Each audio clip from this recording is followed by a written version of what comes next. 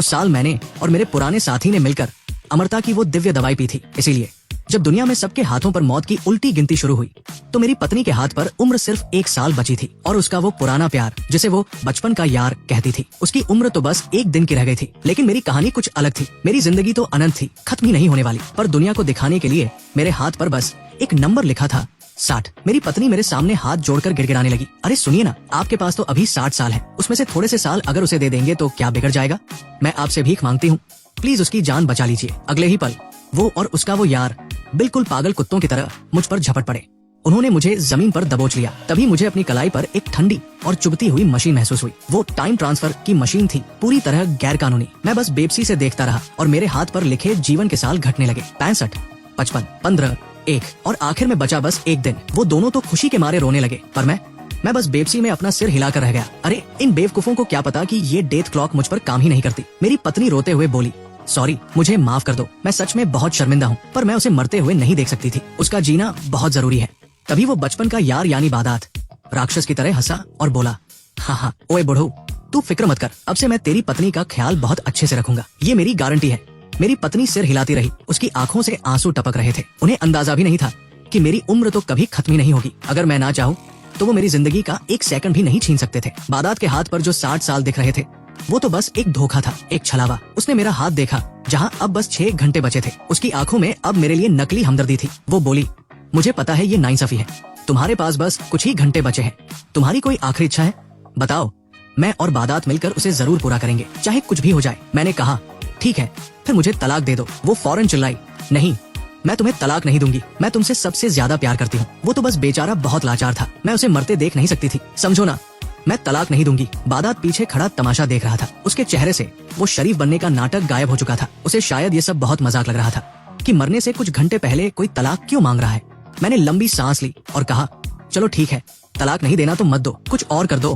बादात चौड़ में आकर बोला, बोल भाई, जो मदद हो सकेगी जरूर करेंगे। मैंने मुस्कुराकर कहा, सीधी सी बात है, तू अपनी उम्र में से 35 साल मेरी पत्नी को दे दे।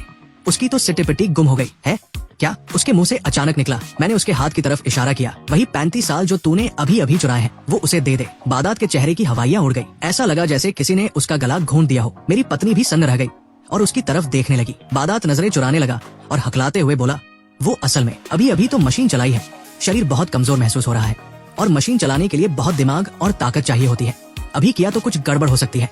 वो नकली मुस्कान बिखेरते हुए बोला, ऐसा करते हैं, कल करेंगे, पहले तुम्हारा काम निपटा देते हैं। मेरी पत्नी भी उसकी बातों में आ गई, हाँ, अभी बादात की तबीयत ठीक नहीं है, बाद में देख लेंगे। अच्छा सुनो, तुम्हारा गांव तो सम्राट किंग के मकबरे के पास है ना, चलो तुम्हें आखिरी बार तुम्हारे पुरखों के दर्शन करा लाते हैं। अभी 6 घंटे हैं तुम्हारे पास, वहाँ एक अगरबत्ती जला लेना। मैंने आंखें बंद की और सिर हिला दिया, चलो वही चलते हैं, वही मेरा असली घर है। हम कार में निकले।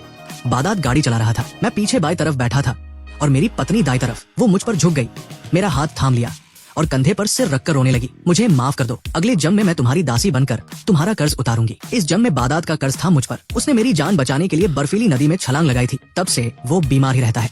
मैं उसका ये एहसान कैसे भूल जाऊं? मैंने बस इतना कहा, तुम खुश रहो, बस वही काफी है।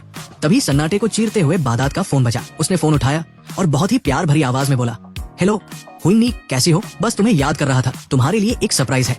मैं अभी रास्ते में हूँ, बस पहुँचने वाला हूँ, डरो मत, मैं तुम्हारे लिए 35 साल लेकर आ रहा हूँ, बस थोड़ा इंतजार करो जानू। कार में सन्नाटा छा गया। मेरी पत्नी पत्थर की तरह जम गई। उसने धीरे से अपना हाथ मेरे हाथ से हटाया और बादात की गर्दन को घूरने लगी। उसकी आवाज कांप रही थी जब उसने पूछा, ये कौन थी? गाड़ी तेज रफ्तार में भाग रही थी। बादात के हाथ स्टीयरिंग व्हील पर कस गए थे। कुछ सेकंड की खामोशी के बाद वो बड़े ही कैजुअल अंदाज में बोला, अरे वो तो बस मेरी एक जूनियर है, बेचारी की हालत बहुत खराब है, उसकी मौत की गिनती में बस 2 साल बचे हैं। उसने थोड़ा तेज बोलते हुए सफाई दी, मैं तो बस उसकी मदद कर रहा हूँ, नेक इंसान होना। तुम फिक्र मत करो तम्नू, बस 35 साल ही तो देने हैं, छोटी सी बात है।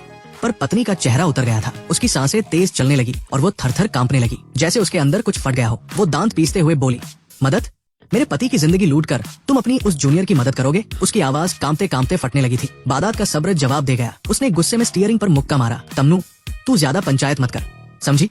वो बस एक जूनियर है और हमारा कोई चक्कर वक्कर नहीं है। उसने आईने में उसे घूरते हुए कहा, उस साल जब तुझे बचाने के लिए मैं नदी में कूदा था, तब से मैं बीमार रहने लगा और तूने उस वक्त मेरा साथ नहीं दिया, मुझे बीमार कहकर ठुकरा दिया। ये 60 साल तो मेरा हर्जाना है जो तू और तेरा ये बेकार पति मुझे देंगे। वो अपने हाथ के नंबर की तरफ इशारा करके बोला, मेरी उम्र है, मैं जिसे चाहूँ उसे दूं, तू बीच में मत बोल। मेरी पत्नी का चेहरा एकदम सफेद पड़ गया। ऐसा लगा जैसे किसी ने उसे कोड़ा मार दिया हो। वो बेबसी में सिर झुकाकर बोली, ठीक है, अब मैं कुछ नहीं पूछूंगी। बादात ने एक हिकारत भरी आवाज निकाली और गाड़ी की रफ्तार और बढ़ा दी। 2 घंटे की ड्राइविंग के बाद हम एक सुनसान जगह पर रुके। दूर दूर तक कोई नहीं था, बस मिट्टी के टीले थे। बादात रूखेपन से बोला, उतरो नीचे। जैसे ही मैं नीचे उतरा, वहाँ की खुश्क हवा में मिट्टी की सौंधी खुशबू थी। मैं एक छोटे से टीले को गौर से देखने लगा। पत्नी ने पूछा, क्या हुआ, तबीयत ठीक नहीं है क्या? मैंने सिर हिलाया, नहीं, बस याद आया कि बचपन में मैं यहाँ खेला करता था। यहाँ एक कांसे का बगुला हुआ करता था, बिल्कुल असली जैसा। बादात ने गाड़ी लॉक की और ठाका मारकर बोला, बचपन में यहाँ खेलता था? अबे वो सठियाए हुए बुढ़ऊ, मौत करीब देख, तेरा दिमाग ठिकाने नहीं रहा क्या? इस बंजर जमीन पर जहाँ परिंदा भी पर नहीं मारता, वहाँ तू खेलता था? मुझे लगता है तू पागल हो गया है। वो मेरे पास आकर मुझे ऊपर से नीचे तक ऐसे देखने लगा जैसे मैं कोई म्यूजियम का अजूबा हूँ। अबे ओ, तू क्या अपने आप को 2000 साल पुराना राजा समझता है? ज्यादा फिल्में देख ली है क्या, या मरने से पहले याददाश्त चली गई है? मेरी पत्नी भी मुझे अजीब नजरों से देख रही थी। उसे भी लगा कि शायद मेरा दिमाग चल गया है, पर मुझे कोई फर्क नहीं पड़ा। तभी बादात का फोन फिर बजा। उसकी आवाज फिर से शहद जैसी मीठी हो गई। हेलो हुइन्नी, हाँ जानू, हम पहुंच गए, बस अपनी लोकेशन भेज, मैं अभी उम्र लेकर तेरे पास आता हूँ। उसने फोन रखा और हमें चलने का इशारा किया। जल्दी चलो, देर मत करो। वो आगे आगे चल रहा था और पीछे से मुझे ताने मार रहा था। सच में यार, तेरी जिंदगी भी कितनी झंड है। बीवी दूसरे के साथ भाग रही है, उम्र तेरी खत्म हो रही है, और मरने से पहले तुझे अपने दुश्मन का सहारा लेना पड़ रहा है। तेरे पुरखों को पता चलेगा ना, तो वो अपनी कब्रों से उठकर तुझे कोसेंगे। बस कुछ ही घंटों की बात है, फिर तू इस दुनिया से आजाद हो जाएगा। ही। पत्नी ये सब सुन रही थी और शर्म के मारे गड़ी जा रही थी। उसने हिम्मत जुटाकर मेरा हाथ पकड़ा और रोते हुए बोली, मुझे माफ कर दो बादात, ऐसा नहीं है। वो बस गुस्से में कुछ भी बोल रहा है, तुम बुरा मत मानना। फिर अचानक उसने जैसे कोई बड़ा फैसला लिया हो। सुनो, मेरे पास अभी 1 साल की उम्र बची है। मैं तुम्हें आधा साल नहीं, मैं तुम्हें 10 महीने दे देती हूँ। तुम 10 महीने और जी लोगे। उसकी आवाज लड़खड़ा रही थी। मैं नहीं चाहती कि तुम मरो। मैंने बहुत बड़ी गलती कर दी। चलो हम यहाँ से भाग चलते हैं। मुझे बादात के साथ नहीं रहना, मैं तुम्हारे साथ रहूंगी तुम्हारे आखिरी 10 महीनों तक। मैंने उसकी आंखों में देखा, वहाँ डर था, पछतावा था और बहुत कुछ था। पत्नी ने जब अपनी उम्र के 10 महीने मुझे देने चाहे तो उसकी आंखों में मौत का खौफ और अपने फैसले पर पछतावा साफ दिख रहा था। मैंने धीरे से उसका हाथ अपने हाथ से अलग कर दिया। मेरा इरादा बिल्कुल साफ था। मैंने कहा, जरूरत नहीं है, ये अपनी उम्र तू अपने पास ही रख। पत्नी का हाथ हवा में ही ठिठक गया। आगे चल रहे बादात ने पीछे मुड़कर देखा और एक जहरीली हंसी हंसा। अरे तमन्नू, रहने देना, इस मरियल आदमी को 10 महीने और जिंदा रखकर क्या करेगी? बस इसे दुख ही भोगना पड़ेगा। जल्दी पैर बढ़ाओ, फालतू का ड्रामा मत करो। मौत की उल्टी गिनती में अब बस 3 घंटे बचे थे। पहाड़ी रास्ता मुश्किल था। बादात बार बार फोन देखकर रास्ता ढूंढ रहा था और बड़बड़ा रहा था। हम पुराने खंडहरों और मिट्टी के ढेरों के बीच से गुजर रहे थे। तभी मैंने एक खाली जगह की तरफ इशारा करते हुए कहा, यहाँ कभी एक बहुत बड़ा ऑब्जर्वेशन डेक हुआ करता था। मैं अक्सर तुम्हें यहाँ अपनी बाहों में भरकर नजारे दिखाया करता था। बादात फिर से खिलखिलाकर हंसा। ले भाई, इसका पागलपन तो बढ़ता ही जा रहा है। अबे वो सठियाए हुए राजा, इस बंजर इलाके में कौन सा टावर और कौन सा नजारा, यहाँ तो सिर्फ धूल उड़ रही है। पत्नी ने मुझे एक अजीब नजरों से देखा पर कुछ बोली नहीं। तभी ढलान के नीचे हमें कोई बैठा दिखा। एक साधारण सी टी शर्ट पहने एक बुजुर्ग आदमी बैठा था, जिसके हाथ में लेटेस्ट मॉडल का मोबाइल फोन था और उसके पास वही लड़की खड़ी थी, बादात की जूनियर हुइन्नी, जो बड़े प्यार से उस बुजुर्ग के कंधे दबा रही थी। बादात की आंखों में चमक आ गई। वो भागता हुआ नीचे पहुंचा। नी, देखो मैं आ गया। लड़की ने सिर उठाया पर वो खुश नहीं हुई। उसने नाक सिकोड़ते हुए कहा, बादात तुम यहाँ क्यों आए? मना किया था ना मैंने। उसकी आवाज में बर्फ जैसी ठंडक थी। मेरे पति को बुरा लग जाएगा। पति? पति कौन? बादात का चेहरा ऐसा हो गया जैसे उस पर बिजली गिर गई हो। उसने उस बुजुर्ग की तरफ इशारा किया। ये बूढ़ा तेरा पति है? बादात का गला रुंध गया। नी, फिर मेरा क्या? नी ने उसे ऐसे देखा जैसे वो कोई कचरा हो, एक्स बॉयफ्रेंड हो और क्या। ब्रेकअप हो चुका है हमारा, साफ साफ बताया तो था। अब मेरे पीछे मत पड़ा करो। पीछे से मेरी पत्नी ने भी ये सब सुन लिया। वो हक्की बक्की रह गई। ये तुम्हारी जूनियर नहीं, तुम्हारी एक्स गर्लफ्रेंड है। बादात एकदम से पागल हो गया। उसने मेरी पत्नी को जोर से धक्का दिया। तमन्नू, तू हट यहाँ से, फालतू का शोर मत मचा। बेचारी पत्नी गिरते गिरते बची। बादात चीखा, मैं कुंवारा हूँ, किसी को भी गर्लफ्रेंड बनाओ तुझे क्या? तू तो शादीशुदा होकर मेरे पीछे पड़ी रहती है। छी, कितनी घटिया औरत है तू। मेरी पत्नी का चेहरा कागज जैसा सफेद हो गया। उसकी दुनिया उजड़ चुकी थी। बादात फिर से नी के सामने गिड़गिड़ाने लगा। नी, ये देखो, मैं उम्र लेकर आया हूँ, 60 साल। मैं तुम्हें 35 साल दे दूंगा। नहीं, सब तुम्हारा है। नी ने अपना हाथ हवा में लहराया और घमंड से बोली, रख अपनी ये चोरी की हुई उम्र अपने पास, मुझे इसकी जरूरत नहीं है। उसके हाथ पर लिखा था 100 साल। वो उस बुजुर्ग से चिपक गई और बोली, मेरे पतिदेव ने मुझे अभी अभी 100 साल दिए हैं और उन्होंने कहा है कि अगर मैं अच्छी बच्ची बनकर रही तो वो मुझे 100 साल और देंगे। बादात के पैरों तले जमीन खिसक गई। इतनी उम्र? इस बुरे के पास इतनी उम्र कहाँ से आई? वो बुजुर्ग अभी भी फोन पर किसी से बात कर रहा था। वो फोन में हंसकर बोल रहा था, अबे सुन, मैं ही सम्राट किन हूँ। अगर तुझे लंबी उम्र चाहिए तो मेरे खाते में पैसे ट्रांसफर कर दे। शायद सामने वाले ने उसे गाली दी तो उसने फोन काट दिया। फिर उसने बड़े मजे से हमारी तरफ देखा जैसे कोई सर्कस देख रहा हो। बादात और मेरी पत्नी सन्न खड़े थे। मैं उन दोनों को छोड़कर सीधा उस बुजुर्ग की तरफ बढ़ा। हवा में सन्नाटा था, बस उस बुजुर्ग की आवाज गूंज रही थी जो खुद को अमर राजा बता रहा था। बादात को लगा कि ये दुनिया का सबसे बड़ा मजाक है, पर उसकी हंसी अब उसके गले में फंसने वाली थी। बादात तो पागलों की तरह हंसने लगा। हंसते हंसते दोहरा हो गया। उसकी आंखों से पानी आ गया।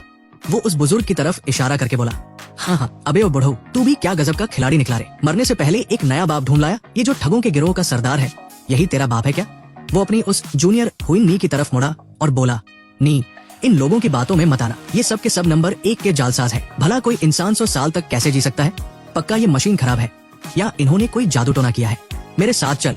मैं अपनी जगह पर शांत खड़ा रहा और बस इतना कहा, मैं सच में 60 साल जी चुका हूँ, असली वाले 60 साल। वो बुजुर्ग जो अब तक खामोश था, उसने इस मजाक पर ध्यान तक नहीं दिया। वो आराम से उठा, अपने पजामे से धूल झाड़ी और मेरे पास आया। उसकी वो बूढ़ी आंखें जो पहले धुंधली दिख रही थी, अचानक किसी गहरे समंदर की तरह दिखने लगी। उसने मेरी कलाई पर चमकते हुए उन आखिरी 59 मिनटों को देखा और फिर अपनी गर्दन घुमाकर बादात और मेरी पत्नी की तरफ इशारा किया। ए छोकरे।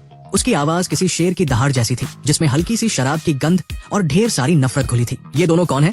मैंने बिना किसी भाव के जवाब दिया, ये बादात है और वो मेरी पत्नी लिन तामनो। इन दोनों ने मिलकर उस काली मशीन से मेरी जिंदगी के 60 साल निचोड़ लिए हैं। बुजुर्ग की भौहें तन गई। उसकी आंखों में एक अजीब सी चमक आई, जैसे कोई शिकारी अपने शिकार को देख रहा हो। वो मुस्कुराया और मेरी तरफ देखकर बोला, हूँ तो तू फिर से बाहर आकर कमजोर होने का नाटक कर रहा है ताकि इन बेचारों को अपने जाल में फंसा सके। साला बड़ा भारी शिकारी बना फिरता है। बादात को कुछ समझ नहीं आ रहा था कि हम क्या बातें कर रहे हैं।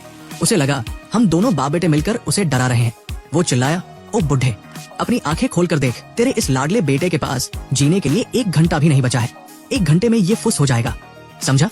उसके चेहरे पर एक शैतानी खुशी थी। वो दांत पीस कर बोला, इसका समय छीनना तो मेरा हक था क्योंकि ये मेरी उधारी थी। ऐसे बेकार लोगों का अंत ऐसा ही होना चाहिए। फिर उसने बुजुर्ग पर थूकते हुए कहा, और तू जो सम्राट बना फिरता है, तू भी कूड़ा है। बड़ा आया अमरता का नुस्खा बांटने वाला। मेरी पत्नी जमीन पर बेजान पड़ी थी। उसकी आंखों की चमक जा चुकी थी। बादात की कड़वी बातों ने उसके दिल के आखिरी टुकड़े भी कर दिए थे। तभी उस बुजुर्ग ने बादात को ऐसे देखा जैसे कोई इंसान अपने पैर के नीचे दबे कीड़े को देखता है। उसने अपने कान खुजलाते हुए बड़े इत्मीनान से कहा, ये जो मौत की घड़ी तेरे हाथ पर चल रही है ना, ये हमारे लिए महज एक खिलौना है। ये सब नकली है। बादात भड़क गया, क्या बकवास कर रहा है? पूरी दुनिया इसी नियम पर चलती है, तो तुम्हारा समय नकली कैसे हो गया? बुजुर्ग ने अपने पैर के नीचे की जमीन की तरफ इशारा किया और गरजते हुए बोला, क्योंकि मेरा नाम यांग है, वही नाम जो 2000 साल पहले सम्राट किंग का था। क्योंकि ये जमीन 2000 साल पहले मेरा घर थी और क्योंकि अमरता का वो अमृत मैंने खुद अपने हाथों से बनाया था। वो जोर से हंसा और बोला, अरे ओ बुड़बक, जो समय तूने इससे छीना है वो तो महज एक छलावा था। तूने अमरता के समंदर से एक बूंद नकली पानी चुराया है और समझ रहा है कि तू अमर हो गया। तू तो महामूर्ख निकला। बुड़बक शब्द बादात के कान में किसी गर्म लोहे की तरह लगा। उसका चेहरा एकदम से उतर गया, बिल्कुल काले पड़ चुके कलेजे की तरह। उसे समझ आ गया था कि उसने जिसे बर्बाद किया वो तो खुद बर्बादी का देवता था। बादात गुस्से और डर से कांप रहा था। उसे अपनी आंखों पर यकीन नहीं हो रहा था। वो पागलों की तरह चीखने लगा, मैं नहीं मानता, ये सब झूठ है। उसकी आवाज ऐसी फटी हुई निकल रही थी जैसे किसी जंगली जानवर को पिंजरे में डाल दिया गया हो। तुम लोग सिर्फ टाइम पास कर रहे हो। बस 1 घंटा रुक जाओ, बस 1 घंटा और। बादात की आंखें खून की तरह लाल हो गई थी। वो मेरी कलाई को ऐसे घूर रहा था जैसे अपनी आंखों की आग से मेरे हाथ पर लिखे नंबरों को जला देगा। अभी रुक, जब तू मरेगा ना, तब देखूंगा कि ये लोग क्या नाटक करते हैं। हुईनी अब मेरे पिता के पीछे छिप गई थी। वो दोनों चुपचाप बादात का ये पागलपन देख रहे थे। वक्त बीतता गया। उस पहाड़ी पर सिर्फ बादात की भारी सांसें और मेरे हाथ पर चलती उस घड़ी की टिक टिक सुनाई दे रही थी। बादात ने अपनी मुट्ठियां इतनी जोर से भींची कि नाखूनों से खून निकलने लगा। वो अचानक हंसने लगा, एक डरावनी और खोखली हंसी। बस अब होने ही वाला है। तभी मेरे हाथ पर लिखे नंबर एक आखिरी बार चमके और पूरी तरह गायब हो गए। वहाँ अब कुछ नहीं था, बिल्कुल साफ खाल, जैसे वहाँ कभी कोई नंबर था ही नहीं। मैं चुपचाप अपनी जगह पर खड़ा रहा और बड़े आराम से अपनी कलाई घुमाई। मैं बिल्कुल ठीक था। मेरा एक बाल तक बाका नहीं हुआ था। उसी पल बादात के चेहरे की वो शैतानी हंसी पत्थर की तरह जम गई और फिर कांच की तरह चकनाचूर हो गई। वो सन्न रह गया जैसे काट मार गया हो। नहीं, ये नहीं हो सकता। वो बड़बड़ाने लगा। वो पागलों की तरह मुझ पर झपटा और मेरा हाथ पकड़ लिया। उसने हाथ को उलट पलट कर देखा, उसे रगड़ा, पर वहाँ मौत का कोई निशान नहीं था। मशीन, हाँ उस मशीन में गड़बड़ है। वो हकलाने लगा।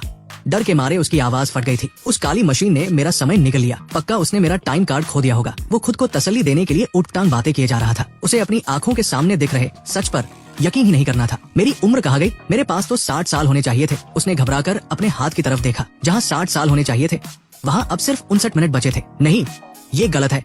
60 साल थे मेरे पास, ये 59 मिनट कैसे हो गए? वो मुझसे ऐसे दूर हटा जैसे मेरा हाथ कोई दहकता हुआ कोयला हो। उसकी उंगलियां कांप रही थी। तभी मेरी पत्नी ने सिर उठाया। उसकी सूनी आंखों में अब मेरा चेहरा दिख रहा था। पहले तो वो हैरान हुई, फिर धीरे धीरे उसे समझ आने लगा कि क्या हुआ है, और फिर उसका चेहरा गहरे पछतावे और गम से भर गया।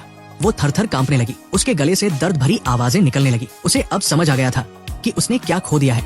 उसने एक असली अमर इंसान को छोड़कर एक ऐसे चोर को चुना जिसकी जिंदगी अब सिर्फ एक दिन की मेहमान थी। वो चोर जिसने उसे इस्तेमाल किया और उसकी इज्जत तक नीलाम कर दी। उसने खुद अपने हाथों से अपने पति को मौत के मुंह में धकेला था, पर उसे क्या पता था कि वो मुंह ही नकली था। उसे अपनी बेवकूफी पर ऐसी हंसी और ऐसा दुख हुआ कि वो वही जमीन पर ढह गई। अब उसमें रोने की ताकत भी नहीं बची थी। मेरे पिता को अब ची होने लगी थी। उन्होंने अपने कान खुजलाते हुए चिनकर कहा, अरे भाई, कितना शोर मचाते हो तुम लोग। कान पका दिए एकदम, जैसे लग रहा है कि कौनो मछली बाजार में आ गए हैं।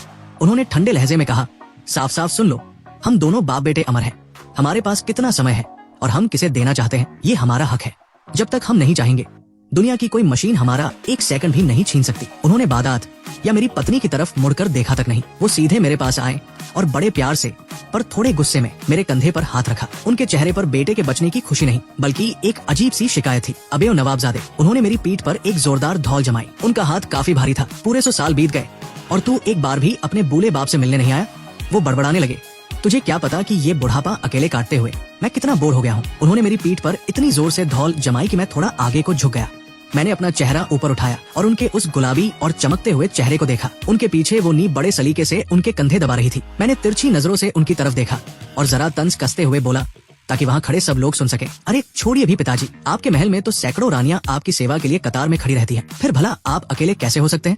आप बोर हो रहे हैं, ये बात तो गले नहीं उतरती। इधर बादात की आंखों में खून उतर आया था। वो कभी मेरी साफ कलाई को देखता तो कभी पिताजी के चमकते चेहरे को, और जब उसकी नजर नी के हाथ पर लिखे 102 साल पर पड़ी तो उसकी रही सी अक्ल भी घास चरने चली गई। उसके चेहरे की नसें ऐसे फड़क रही थी जैसे खाल के नीचे हजारों कीड़े रेंग रहे हों। वो पागलों की तरह चिल्लाया, ये सब झूठ है, ये सब कोई काला जादू है या कोई हाईटेक धोखा। तुम सब मिले हुए हो। उसने नींद की तरफ उंगली उठाई और चिल्लाया, तू और ये बुढ़ा एक ही थाली के चट्टे बट्टे हो। तुम लोगों ने मिलकर मुझे फंसाया है ना। नींद ने उसे ऐसे देखा जैसे वो कोई गंदी नाली का कीड़ा हो, और घृणा से अपना मुंह फेरकर पिताजी के पीछे छिप गई। पिताजी ने बादात के इस पागलपन पर ध्यान ही नहीं दिया। पिताजी ने बड़े आराम से अपनी कलाइयां घुमाई, जैसे कुश्ती से पहले कोई पहलवान अखाड़े में उतरता है। फिर उन्होंने उस बंजर ढलान की तरफ देखते हुए धीरे से ताली बजाई। उस खामोश पहाड़ी पर वो ताली की आवाज किसी बम के धमाके जैसी लगी। बादात अभी कुछ बोलने ही वाला था कि तभी धरती के भीतर से एक भयानक गुड़गुड़ाहट सुनाई दी। जमीन ऐसे हिलने लगी जैसे कोई सोता हुआ दानव अचानक जाग गया हो। ये कोई मामूली भूकंप नहीं था, इसमें एक पुरानी और ताकतवर धमक थी। वो मामूली सी दिखने वाली ढलान फटने लगी। मिट्टी और पत्थर के बड़े बड़े टुकड़े एक सोची समझी चाल के साथ इधर उधर हटने लगे। धूल का ऐसा गुबार उठा कि आसमान धुंधला गया, और जब धूल छंटी तो सामने जो नजारा था उसे देखकर सबकी रूह कांप गई। एक विशाल गुफा का दरवाजा खुल चुका था, पर अंदर कोई अंधेरी सुरंग नहीं थी, बल्कि वहाँ से सोने जैसी चमक निकल रही थी। चारों तरफ हीरे जवाहरात और नीलम की चमक ऐसी थी कि आंखें चौंधिया जाए। साथ ही अंदर से फूलों और महकते इत्र की ऐसी खुशबू आई कि वहाँ का नजारा ही बदल गया। बादात, मेरी पत्नी और वो नी तीनों वही पत्थर के बुत बन गए। उनके मुंह खुले के खुले रह गए और आंखें फटने को हो गई। गुफा के अंदर एक चौड़ा रास्ता था, इतना चौड़ा कि वहाँ से 2 रथ एक साथ निकल सके। जमीन पर चमकते काले पत्थर लगे थे जिनमें इंसान अपना चेहरा देख सके। दीवारों पर सफेद संगमरमर था जिस पर सोने के ड्रैगन और रंगीन बादलों की नक्काशी थी। जगह जगह कांसे के बड़े बड़े दिए जल रहे थे जिनमें मशाले धधक रही थी। पर सबसे हैरान करने वाली चीज थी वहाँ के लोग। सैकड़ों खूबसूरत औरतें जिन्होंने बारीक रेशमी लिबास पहने थे और कीमती गहनों से लदी थी, अंदर से ऐसे बाहर आई जैसे हवा में तैर रही हो। उनकी हंसी और खिलखिलाहट से वो वीरान पहाड़ी गूंज उठी। कोई लंबी थी, कोई नाटी, कोई पतली, पर सबकी सब अप्सराओं जैसी। इत्र की खुशबू इतनी तेज थी कि दम घुटने लगे। वे सब चहकती हुई बाहर आई और हम जैसे बेहाल लोगों को ऐसे देखने लगी जैसे हम कोई अजूबा हो। महाराज, आप वापस आ गए। उनकी मीठी आवाजें चारों तरफ गूंजने लगी। तभी एक बहुत ही सुंदर स्त्री जिसके बाल ऊंचे बंधे थे पिताजी के पास आई और बड़े प्यार से उनका हाथ थाम लिया। पिताजी मुस्कुराए और सहज भाव से बोले, कुछ नहीं हुआ, बस कोई रास्ता भटक कर यहाँ आ गया था। मैंने रानियों के उस हुजूम के बीच पिताजी को बड़े ठाठ से खड़े देखा तो मुझसे रहा नहीं गया। मैंने तंज मारते हुए कहा, वाह पिताजी, आपकी अय्याशियां तो अभी भी कम नहीं हुई हैं, और ऊपर से सम्राट किंग का नाम लेकर लोगों से पैसे ऐंठ रहे हैं। ये तो सरासर धोखाधड़ी है। पिताजी की हंसी पल भर के लिए रुक गई। उन्होंने लाचारी वाला चेहरा बनाया और कंधे उचकाकर लंबी सांस ली। फिर उन्होंने उस रानियों की भीड़ की तरफ इशारा किया। पिताजी बोले, अरे बेटा, तू तो घर से बाहर रहा, तुझे क्या पता कि आजकल महंगाई कितनी बढ़ गई है। ये देख रहे हो, हजारों मुंह हैं जिन्हें खिलाना पड़ता है। कोई कहती है मुझे महंगे रेशमी कपड़े चाहिए, किसी को लेटेस्ट फैशन का मेकअप चाहिए, और तो और ये सब दिन भर मोबाइल पर वीडियो देखती रहती है और रील्स बनाने के चक्कर में मेरा सारा खजाना खाली कर देती है। उन्होंने बड़े ही मासूमियत के साथ अपना चेहरा बनाया। सबको लगता है कि सम्राट होना बड़ा आसान है। अरे पैसा नहीं होगा तो क्या ये सब भूखी मरेंगी? मेरा भी तो दिल है, आखिर कहाँ से लाऊं इतना पैसा? मेरा तो मन करता है कि 2-4 सोने की ईंटें बाजार में जाकर बेच आऊं, पर डर लगता है कि कहीं पुलिस पकड़ के न ले जाए। इसीलिए तो ये छोटा मोटा डोनेशन वाला धंधा चालू किया है। इधर बादात की तो जैसे जान ही निकल गई थी। वो जमीन पर ऐसे ढेर हो गया जैसे उसके शरीर की सारी हड्डियां गायब हो गई हों। वो फटी फटी आंखों से उस चमकते हुए पाताल महल को देख रहा था, उन रानियों को देख रहा था जो किसी पुरानी कहानियों की अप्सराओं जैसी लग रही थी। अब उसके मन से वो आखिरी वहम भी निकल गया था कि ये सब कोई नाटक है। उसे समझ आ गया था कि उसने मौत के असली राजा से पंगा ले लिया है। हवा में रानियों की खिलखिलाहट गूंज रही थी, पर बादात के कान में वो मौत की घंटी की तरह लग रही थी। वो किसी मरते हुए कुत्ते की तरह घिसटता हुआ पिताजी के पैरों के पास आया। वो अपना सिर पत्थर जैसी जमीन पर पटकने लगा। टप टप टप उसके माथे से खून निकलने लगा।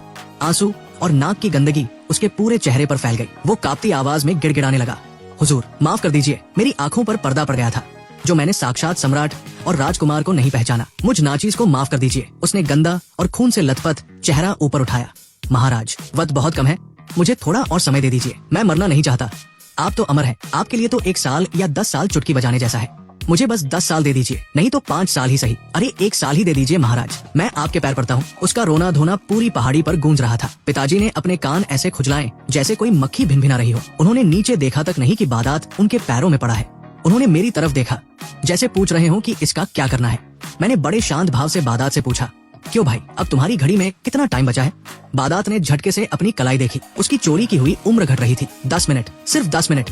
नहीं, वो चिल्लाने लगा और अपने हाथ पर लिखे नंबरों को जोर जोर से पीटने लगा जैसे उन्हें दबाकर रोक लेगा। पर अचानक उसके अंदर डर की जगह एक पागलपन सवार हो गया। वो खड़ा हुआ और हमारी तरफ उंगली दिखाकर चीखने लगा, समय नहीं दोगे ना? ठीक है, मैं तुम लोगों के खिलाफ केस करूंगा। सरकार तुम लोगों को छोड़ेगी नहीं। मैं अभी पुलिस के पास जा रहा हूँ, तुम सबको जेल भिजवा दूंगा। वो पागलों की तरह बिना जूते चप्पल के सिर पर पैर रखकर उस पाताल महल के रास्ते से दूर भागने लगा। वो किसी बिना सिर वाली मक्खी की तरह इधर उधर टकरा रहा था। दूसरी तरफ मेरी पत्नी चुपचाप जमीन पर बैठी थी। उसकी आंखें बिल्कुल पत्थर जैसी हो गई थी। पिताजी ने बादात को भागते देख एक हिकारत भरी हंसी हंसी। उन्होंने मुझसे पूछा, ये जगह कितनी बड़ी है रे?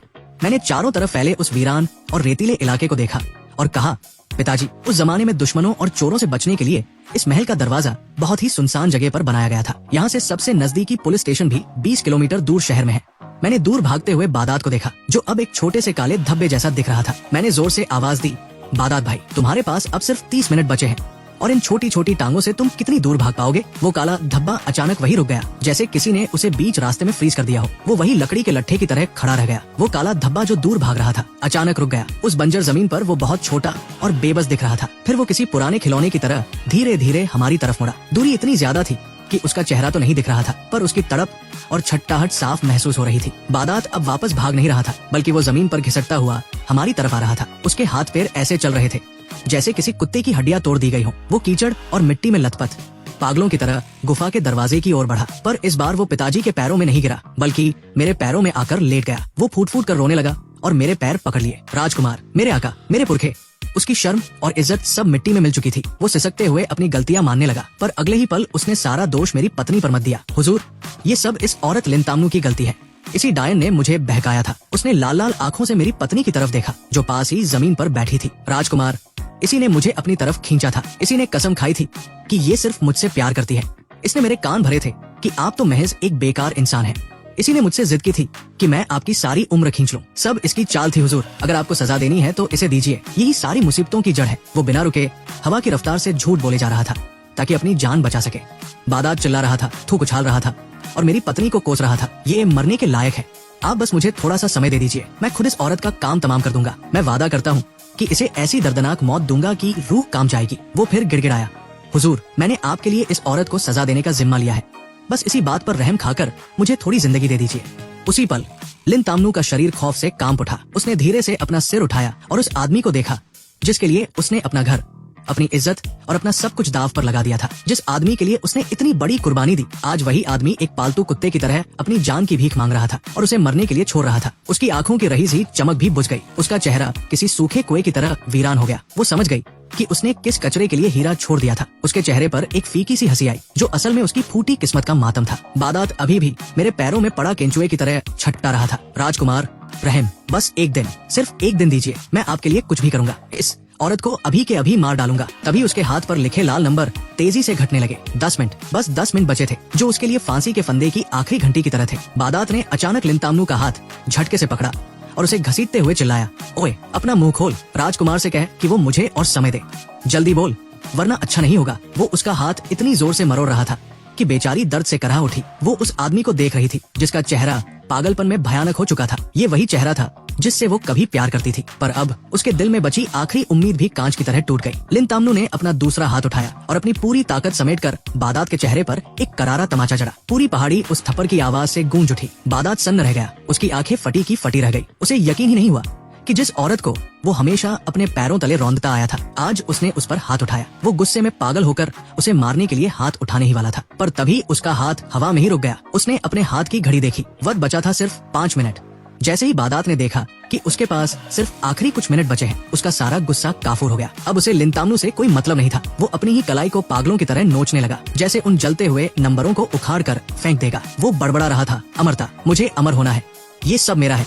तभी उसकी नजर उस चमकते हुए पाताल महल और वहाँ खड़ी सुंदर रानियों पर पड़ी। उसके चेहरे पर एक अजीब, डरावनी और संग की मुस्कान फैल गई। वो जोर जोर से हंसने लगा। मिल गया, सब मिल गया। वो गुफा की तरफ इशारा करके पागलों की तरह चिल्लाया, ये सारी रानियां मेरी हैं, ये सारा खजाना मेरा है। वो उस ढलान पर किसी बिगड़े हुए घोड़े की तरह दौड़ने लगा। वो चीख रहा था कि उसने अमरता पाली है और अब वो इस दुनिया का बेताज बादशाह है। वो हवा में हाथ मारकर सबको हुक्म दे रहा था, झुको मेरे सामने, सबके सब घुटनों पर आ जाओ। उसकी हंसी अब इंसानी नहीं बल्कि किसी शैतान की लग रही थी। पर अचानक जैसे दौड़ते दौड़ते किसी ने उसकी टांगों को जंजीरों से जकड़ लिया हो, वो वही जम गया। उसके चेहरे की वो पागलपन भरी खुशी पत्थर की तरह जम गई। उसने अपना चेहरा अजीब तरह से मरोड़ा। उसके गले से एक घुटती हुई आवाज निकली और अगले ही पल वो किसी कटे हुए पेड़ की तरह धड़ाम से पीछे गिरा। धूल उड़ी और सन्नाटा छा गया। उसके हाथ की घड़ी अब 0 दिखा रही थी। बादात का खेल खत्म हो चुका था। लिन तामनू के शरीर की रही सी ताकत भी जवाब दे गई। वो जमीन पर ढेर हो गई और सुन्न आंखों से बादात की उस टेढ़ी मेढ़ी लाश को देखने लगी। न उसकी आंखों में दुख था, न खौफ, बस एक ठंडी और बेजान राख जैसी खामोशी थी। पिताजी ने एक नजर भी उस तरफ नहीं डाली। वो अपनी नई रानी को साथ लेकर शान से महल के अंदर चले गए। रानियों की भीड़ ने उन्हें घेर लिया और वो सब पाताल की गहराइयों में ओझल हो गए। अब वहाँ सिर्फ मैं था और लिन तामनू। उसने कांपते होठों से मेरी तरफ देखा। उसका वो चेहरा जो कभी बहुत सुंदर हुआ करता था, अब किसी पुरानी राख जैसा काला पड़ गया था। उसने रोते हुए बस इतना कहा, मुझे माफ कर दो, मैं सच में सिर्फ तुमसे प्यार करती थी। उसने कोई बहाना नहीं बनाया, कोई भीख नहीं मांगी, बस वही पुरानी बात दोहराती रही। मैं उसकी तरफ देखकर ठंडी हंसी हंसा, ऐसी हंसी जो उसकी रूह को चीर दे। मैंने एक कदम आगे बढ़ाया और ऊपर से उसे देखते हुए कहा, वो जो तुमने नदी में कूदकर बादात को बचाने वाली कहानी सुनाई थी ना, वो सफेद झूठ था। तुम सिर्फ अपनी बेवकूफी का बोझ मेरे सिर पर डालना चाहती थी। और रही बात शादी की, तो तुमसे शादी करना मेरे लिए वैसा ही था जैसे कोई अपना मन बहलाने के लिए कोई पालतू जानवर घर ले आता है। ये सुनते ही उसके चेहरे से खून गायब हो गया। उसकी आंखों की आखिरी उम्मीद भी बुझ गई। वो एक खाली खोल की तरफ वही गिर पड़ी। मैंने पीछे मुड़कर नहीं देखा और सीधा बाहर निकल गया। 1 साल बीत गया।